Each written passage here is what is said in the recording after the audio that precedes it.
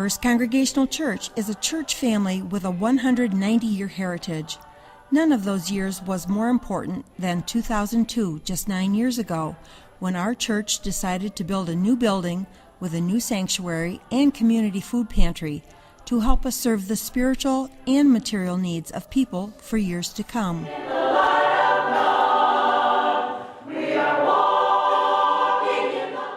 In 2011, we celebrate the accomplishments that have given our church the capabilities of reaching and serving new generations of people for Christ. Hello, my name is Lorraine Kremer, and I'm the director of the food pantry. We have 41 volunteers who work collaboratively with the Rochester Area Neighborhood House to provide emergency food services to the families in the Rochester area. It is providential that the church's building project constructed a 2,000 square foot food pantry warehouse that opened in 2008. Economic times are very difficult, and the economic strain on both the families and the food pantry has been tremendous. Last year, we provided services to 1,771 individuals coming from 774 families. That is an increase of over 300 families and 700 individuals. It is my hope and desire that the food pantry will continue to describe and define the First Congregational Church servicing this area. Thank you.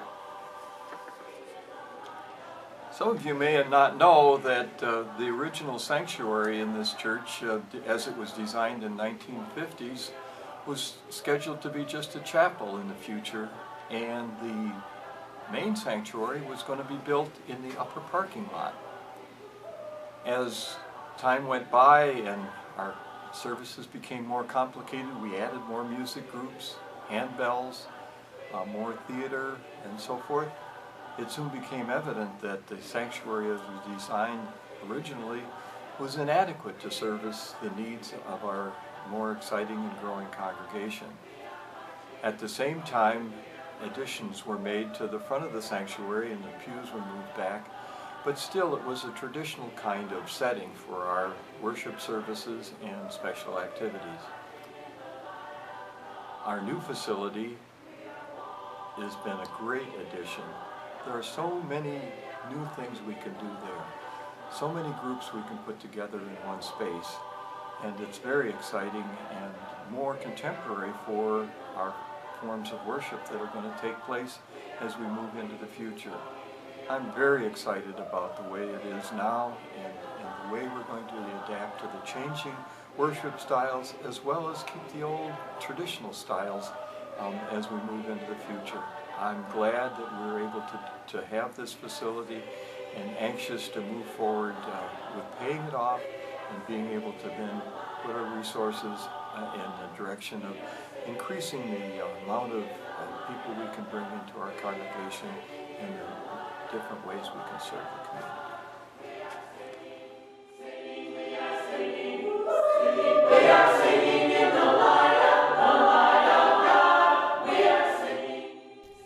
Those construction days pass by so quickly.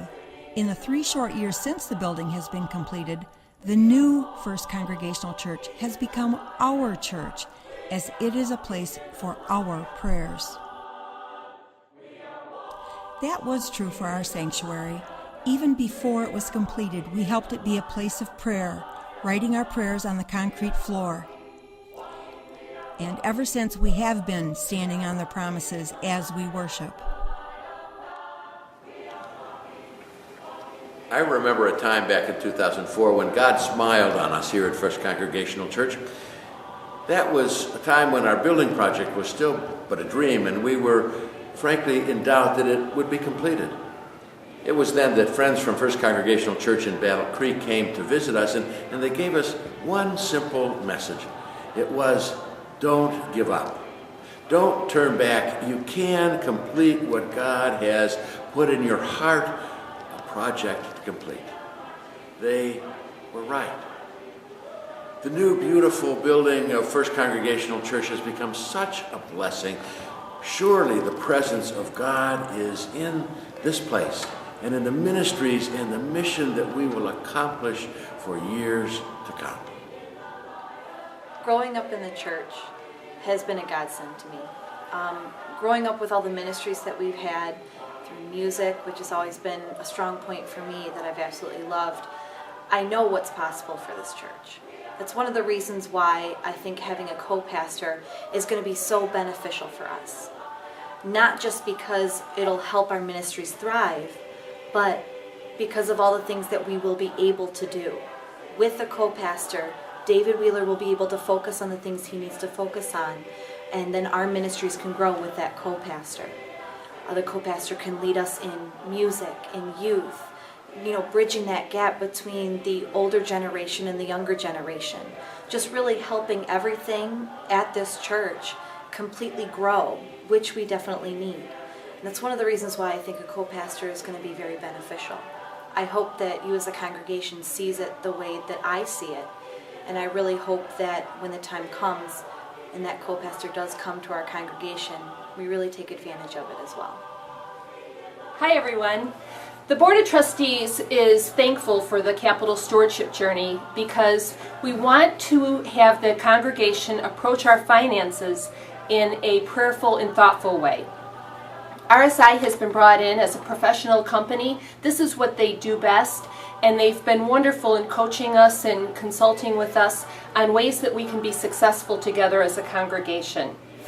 The Board of Trustees is very grateful because we want to be proactive in how we approach our finances so that something like debt is not going to hamper our ability to do ministry. We're really doing this for three main reasons. One is we want to get rid of the debt. And as you may have heard Craig Miller say, debt is not sexy. It's not really fun to raise money for debt.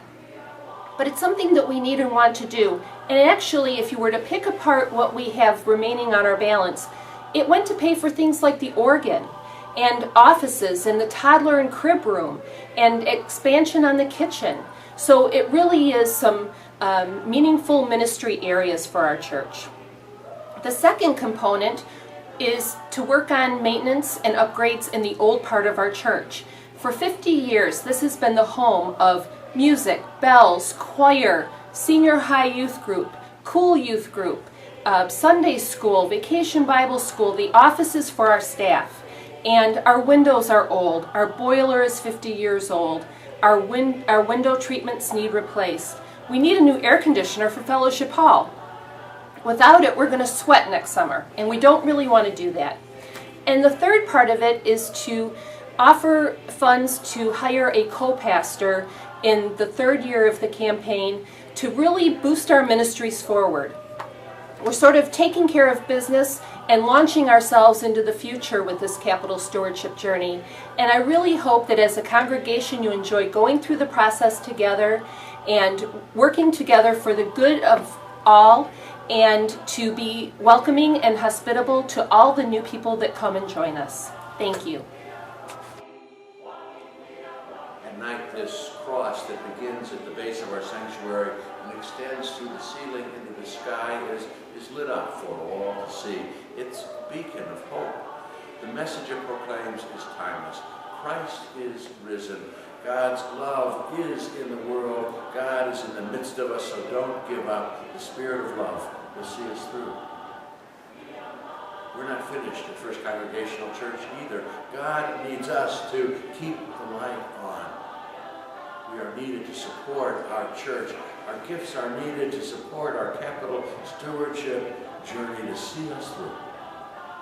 We are asked to imagine what's possible, and not only that, but to imagine that all things are possible for those who believe, who give from faith. Imagine the possibilities. Imagine the possibilities. Imagine the possibilities. Imagine the possibilities. Imagine the possibilities. Imagine the possibilities. Imagine the possibilities.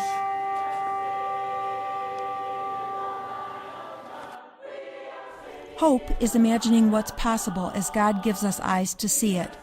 Faith is investing in those hopes. Love is the grace that comes out of them.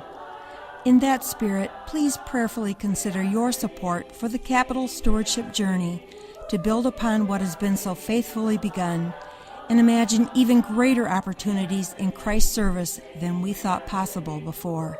Imagine the possibilities!